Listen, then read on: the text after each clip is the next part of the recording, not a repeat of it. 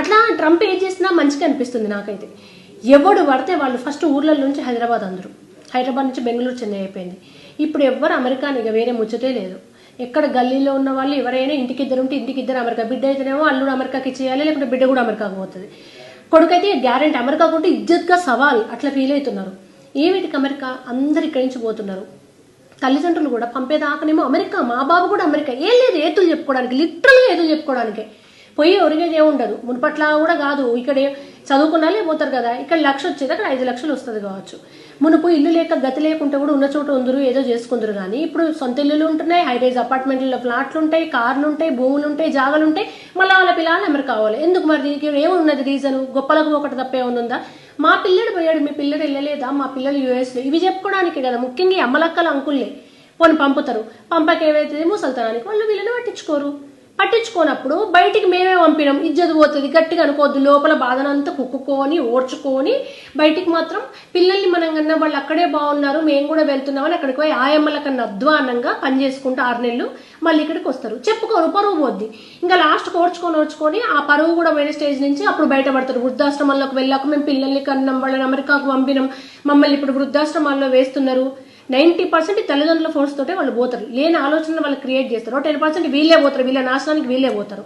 తర్వాత పోయిన వాళ్ళు బ్రో హాయ్ వ్యూయర్స్, మీరు అమెరికాకు రాకండి, రేట్లు పెంచితే ఇక అమెరికాలో ఉన్న దరిద్రాలు చెప్తుంటారు, తిడుతుంటారు, అమెరికాని ట్రంప్ని తిడుతుంటారు, అన్ని జరుగుతాయి.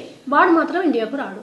మరి నీకు అంత ప్రాబ్లం కదా, ఎవరిని రాకంటున్నావు, ట్రంప్ వేస్ట్, నిర్ణయాలు వేస్ట్, మరి నువ్వెందుకుంటున్నావు అమెరికాలో అంటే ఆన్సర్ ఉండదు. అది దరిద్రం, అక్కడ పని మనుషులు ఉండరు, అక్కడ ఫుడ్ ఉండదు, అయిన వాళ్ళు ఉండరు, ఎంజాయ్మెంట్ ఉండదు. కానీ మేము అమెరికాలో ఉంటాం, మీరు మాత్రం రావద్దు. ఎందుకు ఇది? సో పోయిన వాళ్ళు రారు, వచ్చే వాళ్ళని రావద్దంటారు. ఇదే కరెక్ట్, ట్రంపే కరెక్ట్ మొగడేమో అనిపిస్తుంది. లేకుంటే ఒక లైన్లో 20 ఇళ్ళు ఉంటే 20 ఇంట్లో ఇద్దరు ఉంటే ఆంధ్ర అమెరికానే. ఇప్పుడు నడూరులో కన్నా అమెరికాలో తెలుగు వాళ్ళు ఎక్కువైంది. ఇప్పుడు మనమే ఉన్నాము, తెలంగాణలో మార్వాడి గోబ్యాక్ అన్నాం, ఆంధ్ర తెలంగాణ విడిపోవాలనుకున్నాం. ఆంధ్రాకు ఇప్పుడు వేరే రాష్ట్రం నుంచి వచ్చి మన పిల్లలకు కూడా ఉద్యోగాలు లేకుండా మొత్తం వాళ్ళే ఉద్యోగాలు చేస్తే మనం ఊరుకుంటామా? తెలంగాణకు వేరే రాష్ట్రాల్లో వచ్చి మొత్తం మనకు లేకుండా చేస్తే మనం ఊరుకుంటాం? మనకు ఒక న్యాయం, అమెరికన్స్కి ఒక న్యాయం. ఇప్పుడు వాళ్ళు లోకల్ ఫస్ట్ అనుకుంటున్నారు, మీరు వెళ్ళిపోండి అంటున్నారు. అక్కడ 5,00,000 వస్తాయి, ఇక్కడ 1,00,000 వస్తుంది కావచ్చు. ఏం చచ్చిపోతారా? ఇక్కడ ఇల్లు ఉంటుంది, అయిన వాళ్ళు ఉంటారు, కళ్ళ ముందట అమ్మా నాన్న ఉంటారు, కలిసి ఉండే ఫ్రెండ్స్ ఉంటారు. అసలు గట్టిగా మాట్లాడితే హైదరాబాద్ లాంటి సిటీలు కాదు, హాయిగా ఉన్నూరులో హైదరాబాద్లో 1,00,000 వచ్చే బదులు నువ్వు ఉన్నూరులో 50,000 వస్తే అక్కడ రోజు సాయంత్రం అయితే నీ దోస్తుగాళ్ళు ఉంటారు, నీ ఫ్రెండ్స్ని కలుసుకోవచ్చు. అమ్మ నాన్న అక్క కష్టం అని చనిపోతే 10 మంది వస్తారు. ఇన్ని పెట్టుకొని సిటీకి రావడమే దరిద్రం. ఆప్షన్ లేదు కనుక వస్తున్నాడు డబ్బుల కోసం. ఇక్కడ 1,00,000 చాలవు, అక్కడ 5,00,000 కావాలి, అవి కూడా చాలవు, కోట్లు కావాలి, అక్కడ గ్రీన్ కార్డ్ హోల్డర్లం కావాలి, అక్కడే ఉండాలి, అక్కడ పాపం అనేటోడు ఉండడు, ఇక్కడ ముసలోళ్ళని చూసే దిక్కు ఉండదు, కానీ పోయి అక్కడ ఉంటాం. దీని బదులు మీకు దమ్ము ఉంటే అక్కడ ఉండాలనుకుంటే ఇన్ని కోట్లు కట్టండి, లేకుంటే మూసుకొని మీ దేశంలో ఉండండి అంటున్నాడు ట్రంప్. ఈ నిర్ణయంతో నిజమే భారతదేశంలో టాలెంట్ ఉంటే ఉద్యోగాలు దొరకవు, ఇక్కడ లంచాలు, అవినీతి, పైరవీలు ఇవన్నీ ఉన్నాయి కనుక మంచి వాళ్ళంతా అక్కడికి పోతున్నారు. రిజర్వేషన్ పంచాయతీ ఉంది, ఇవన్నీ ఇప్పుడు తెగేవి కావు.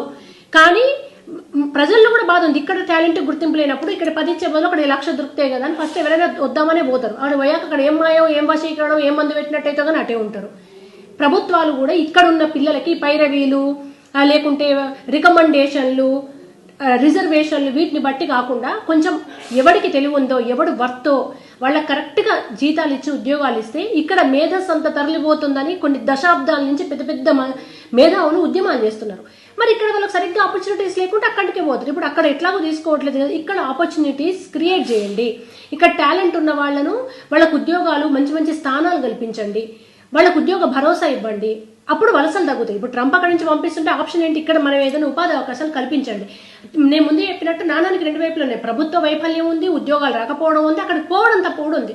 ఇక్కడ ఎంతో అంత వస్తే సాటిస్ఫై కాకుండా నలుగురికి నేను అమెరికాలో ఉన్నాను చెప్పుకోవడం, లేకుంటే ఒక బిల్డింగ్ జాలక 10 బిల్డింగ్లు కొనుక్కోవాలనుకోవడం, కోట్ల ఆస్తి చూపడం కోసం కాకుండా కొంచెం 1,00,000 జీతం వస్తుంది, ఒక ఇల్లు ఉంది, చాలు ఇక్కడ బతుకుదాం అనుకునే వాళ్ళు ఎవరో అక్కడికి పోకుండా ఉంటే బెటరు.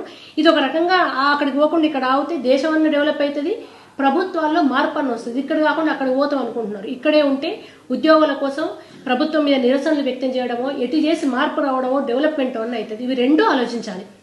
ప్రభుత్వాలు ఆలోచించాలి ప్రజల కోసం, ప్రజలు కూడా ఇంకా రిస్క్ చేసుకొని అదేదో దేశం భయపడి తిడుతుంటే దొంగతనాన్ని బతుక్కుంటూ చేతులకు ఒక ఖైదీలాగా సంఖ్యలు వేస్తే రావాల్సిన అవసరం లేదు. ఇక్కడ ఏమైనా కొత్తగా ఇన్నోవేట్ చేద్దాం, ఉద్యోగాలు రాకుంటే ఇండస్ట్రీ స్టార్ట్ చేద్దాం, అక్కడ అంత కష్టపడతారుగా అందులో సగం ఇక్కడ కష్టపడి కొత్తగా ఆలోచించే దిశగా ఏమైనా మార్పు రావాలని కోరుకుంటున్నాను.